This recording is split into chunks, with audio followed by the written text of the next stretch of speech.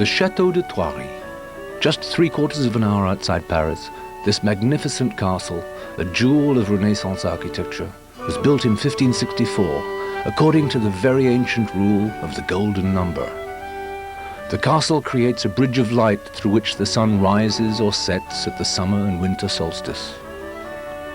It is also a huge zoological park, established by the Viscount Paul de la Panouse, surrounded by magnificent gardens. Paul, Viscount de la Panouse, and his wife Annabelle welcome us in this castle in which 17 generations of the same family have lived for over 4 centuries.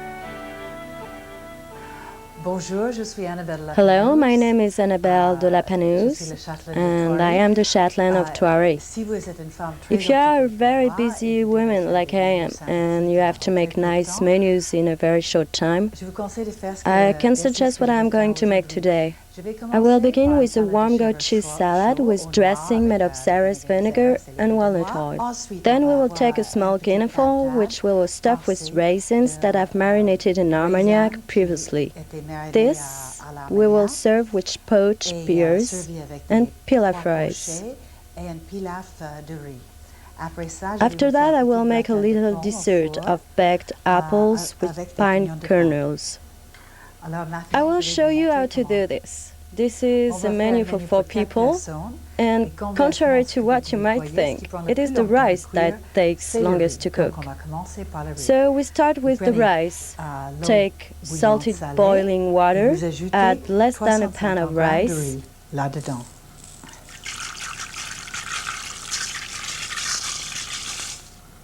Then cover your pot and cook this over very low heat.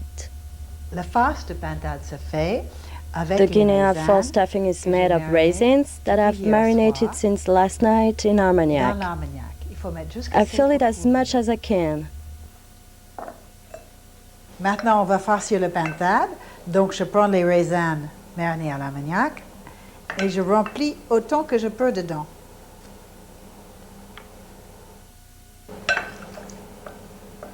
Now that the fowl is stuffed, you must place it in a dish and butter it all over. Salt and pepper the fowl.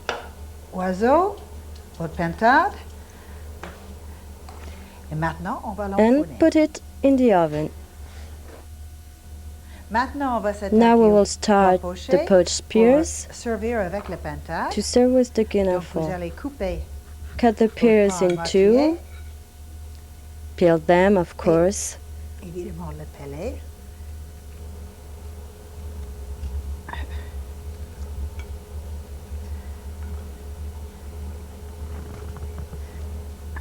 Then cut them in 4 to remove the core. Now we will poach them. Put them in boiling water.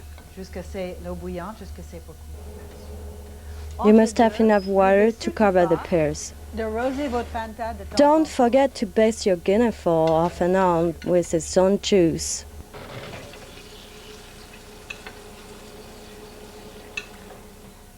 Now we'll work on dessert, the baked apple dish. Cut the apples in quarters, peel them and remove the core. Arrange the apples in a nice way in the dish, then add a little lemon juice to give them a nice color.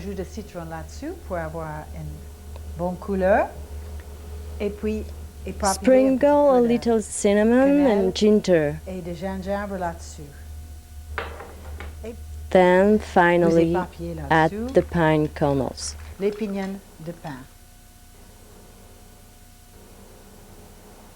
Don't forget to put a little butter on your apples and bake them in a medium hot oven.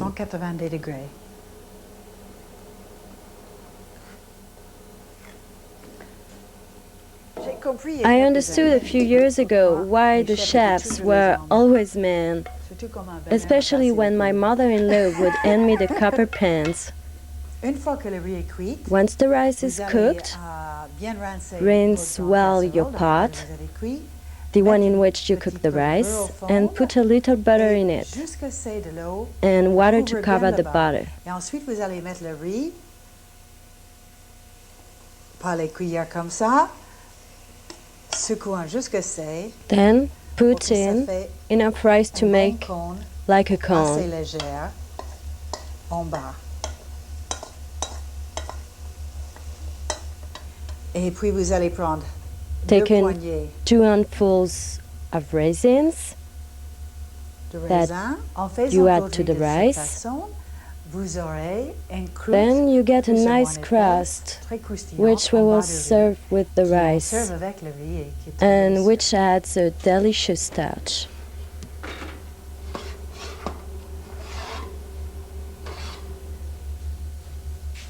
Maintenant Now que votre pain your est cuit, guineful is ready. il faut sortir du feu.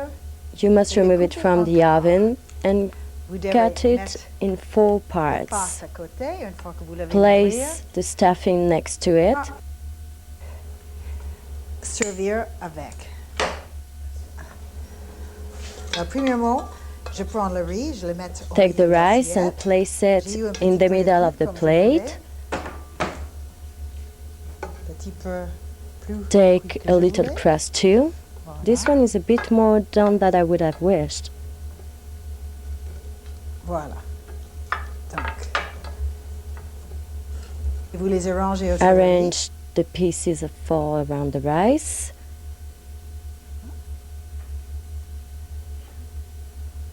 On prend les pois pochés. Together with the poached pears, and decorate the plate. Ensuite, on va ajouter les raisins à l'armagnac. On décore aussi. Et puis, on va mettre tout ça au chauffe-plat. And now make sure you keep it warm. Ensuite, on prend les You grains can add marinés a qui little sont sur les more bases. stuffings and On va décorer un raisins petit peu aussi avec, if un you peu wish. partout. Et voilà. And that's it.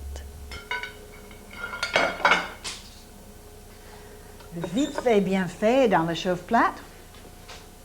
Maintenant Now que that the dinner is almost le repas est ready, presque prêt, au dernier we are moment, on going va to préparer prepare notre salade our de warm goat chèvre cheese salad. chaude. Pour commencer, To begin with, donc, we put the salad in une fois the que bowl, le salade est dans le saladier, on va faire prepare vinaigrette the avec dressing l'huile with de noix, walnut oil, a little salt, un peu de sel et de and poivre. pepper. Je mets les vinaigrettes au dernier I will moment. add the dressing at the favoriser la last salade. minute so as not to wet the salad. Maintenant, on va mettre We put our little fragment goat de cheese, 1 per person, into the oven. une par personne. Maintenant que tout Now est that presque everything prêt, is je vais almost aller ready, rejoindre mes invités. I'm going to join my guests.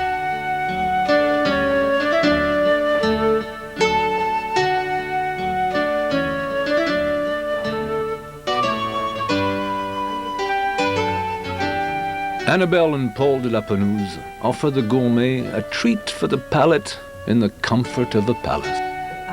Voici le, Here is le the fameux famous salade goat cheese salad. rôti avec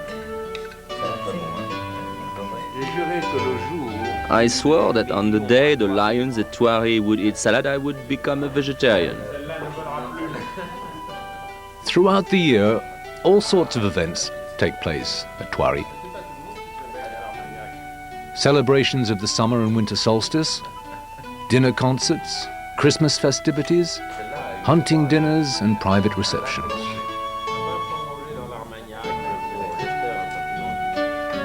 Unlike a museum, here the furniture and the art are used for their original everyday purpose. Vous aimez pourtant le gibier. Ah, j'aime beaucoup. J'ai toujours adoré ça. D'ailleurs, il y a presque toutes les viandes. Donc, on garde les grandes spécialités ici en France. Donc, je mange le pain de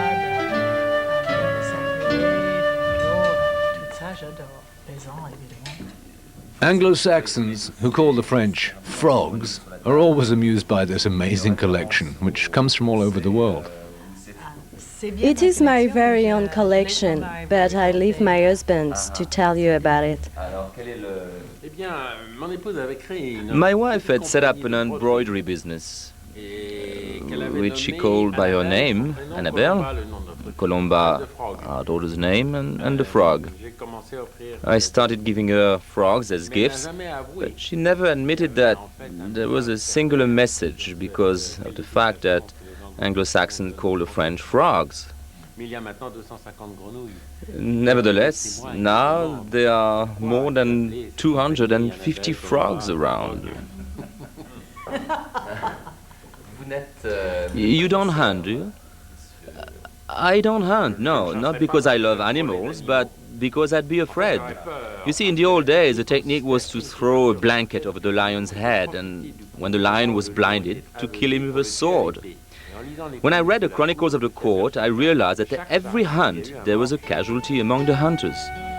The archives at Thoiry still contain the records of the vegetable gardens, the menus, the accounts for food, the wine inventories, and the castle's recipes.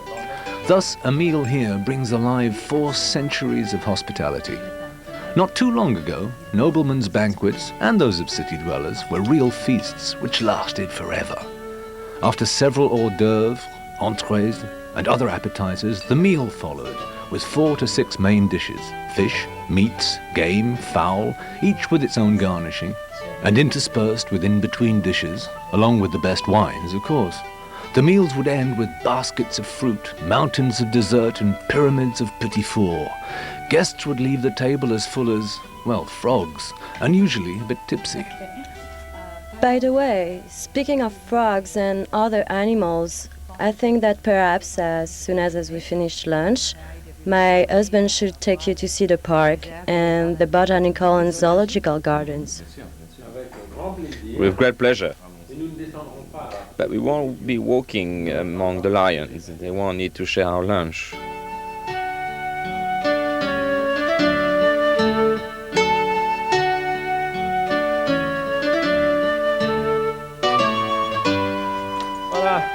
There we are, after you. We are in the gardens of Le Nôtre here. There's a famous optical illusion here in the perspective. After this excellent meal, in a very informal atmosphere, Paul de la Pelouse takes us for a ride. But a ride on the wild side.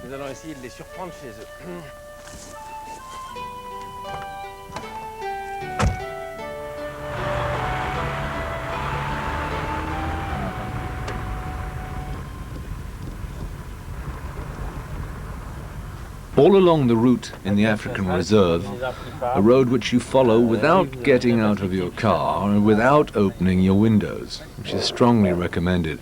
You can see over 800 animals living in freedom. About 30 African lions live and reproduce in Thoiry in small family groups. Every day they each consume about 10 pounds of meat.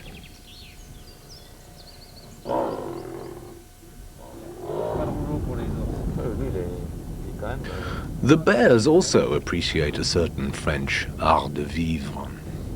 They now eat baguettes every day. Yes, American bears were born eating French baguettes.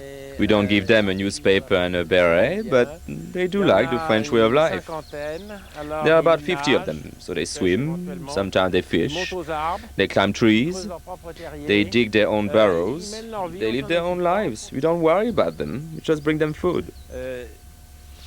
Nevertheless, they remain bears, and bears always manage to live their own lives. You know, we must simply make sure not to get out of the car, except to feed them, of course. The rest of the time, everyone lives out their own choices. Nowhere else can you experience the thrill of confronting wild animals face to face.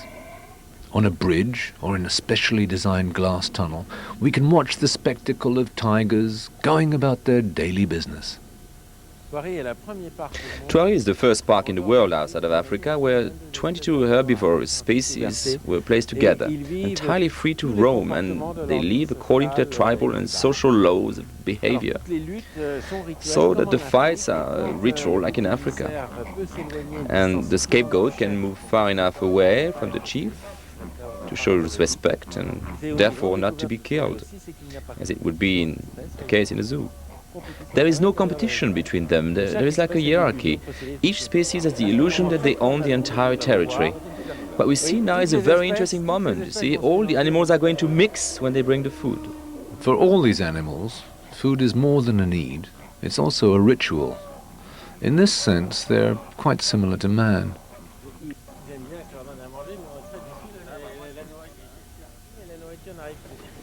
Vous êtes américaine du Minnesota, c'est cela? C'est cela. That's right. I come from a small village near Minneapolis, and I also lived in New York. At that time, I couldn't imagine living anywhere else. Until I came to France, and then I understood, because it's such a marvelous country.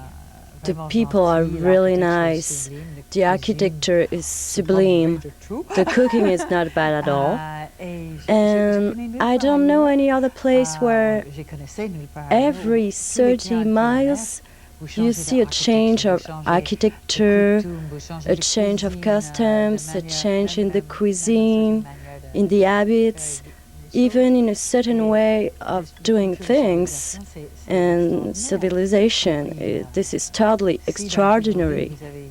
If you have been able to travel around France, beyond the Channel, there is England, you cross the border and you are in Belgium, in Germany, in Spain, in Portugal.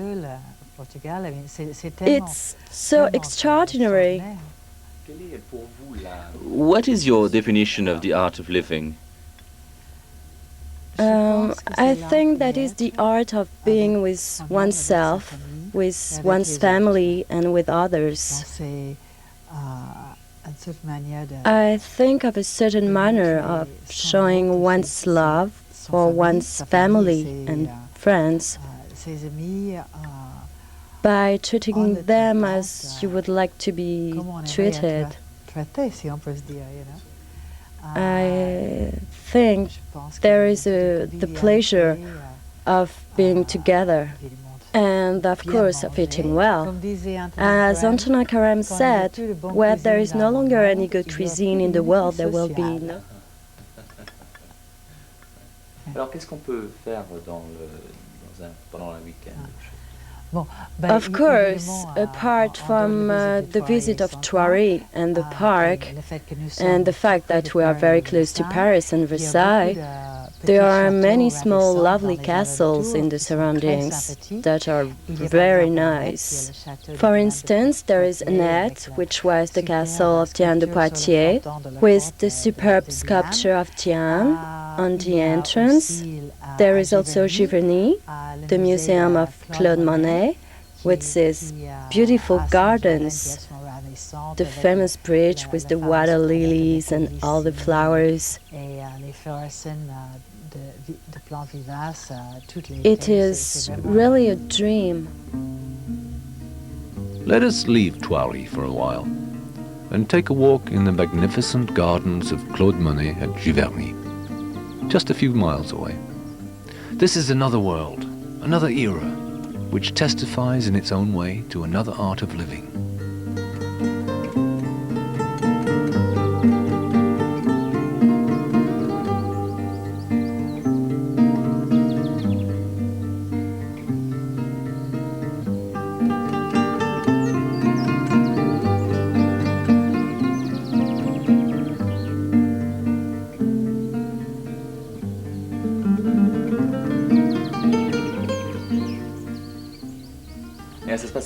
And what is a weekend like at the castle? We invite guests on a tour of the grounds and the garden with us. We have them for cocktails, for tea, all that kind of things. They can also have dinner with us.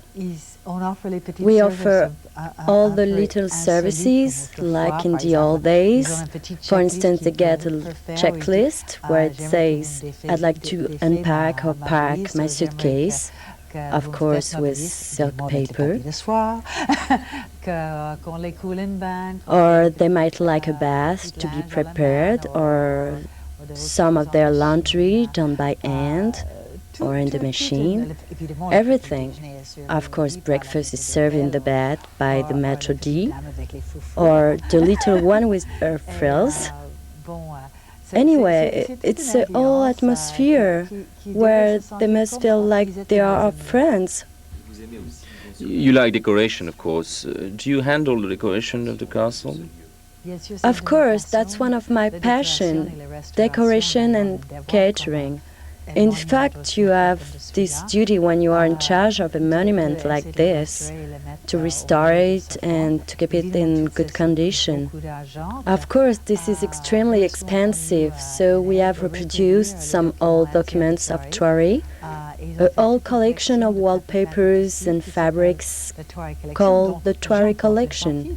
In fact, I'm wearing part of it right now. And the tablecloths with the napkins, and also a lovely little Louis XV bed for a dog that we have. Also in these prints, there are about 15 designs for the wallpapers and the clothes. It is a very beautiful collection, the Chateau de Thoiry collection. What are your other hobbies and your other activities? Cooking, of course.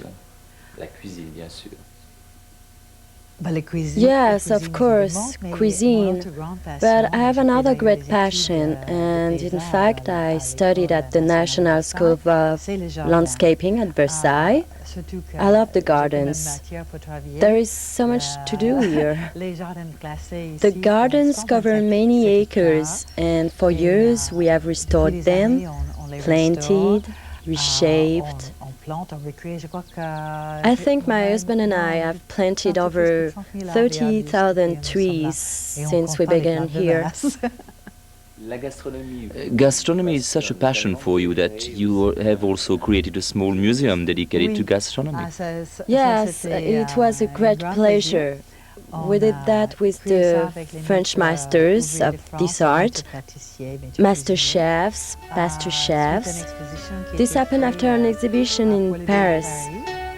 These lovely mounted pieces are made of sugar, for the most part. The chefs asked me after the exhibition whether or not I'd like to keep them here.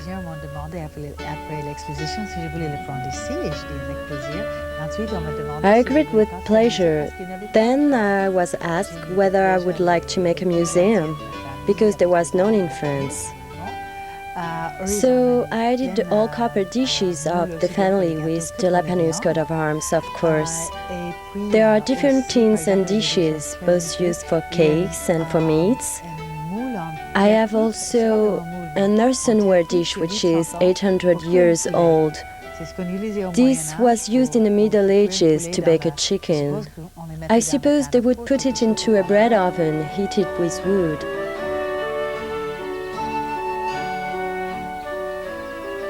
Let us close with these words by Paul de Lapanus himself, who often compares his castle to a ship of which he is the captain.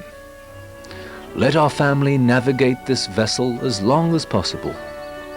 Thoiry, spanning the ages from solstice to solstice, to share with generations of visitors the historic roots, the art of living well in our homes, and the sublime spectacle of wildlife enhanced by the gardens.